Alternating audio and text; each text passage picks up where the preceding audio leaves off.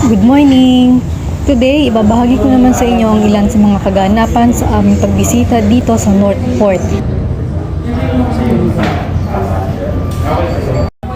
So, it's an opportunity sa aming team na magkaroon ng chance na makapag-side trip dito sa loob ng Northport.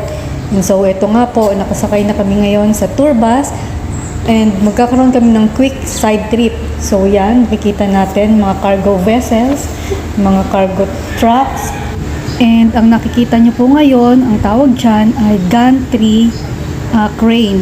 So, ginagamit yan sa pag-lift ng mga heavy equipment and heavy cargoes. Usually, ginagamit din yan sa mga construction site.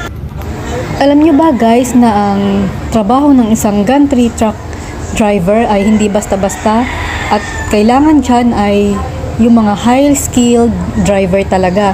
So, ang daily average na salary ng mga gantry crane truck operator is nag-average ng 18,000 to 20,000 a month kung dito yan sa Pilipinas. So sa ibang bansa, malaki ang kinikita talaga nila.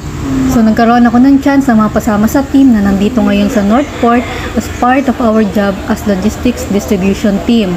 So meron kaming warehouse dito sa loob ng Northport wherein doon kami nag-i-stocks ng aming mga goods na minumove namin to inter-islands like Mindoro and Palawan.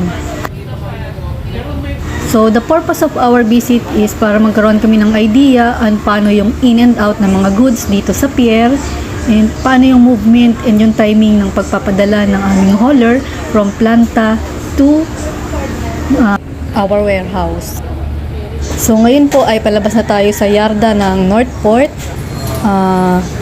Yan, ito naman po yung at timbangan ng mga sasakyan na pumapasok sa loob ng pier.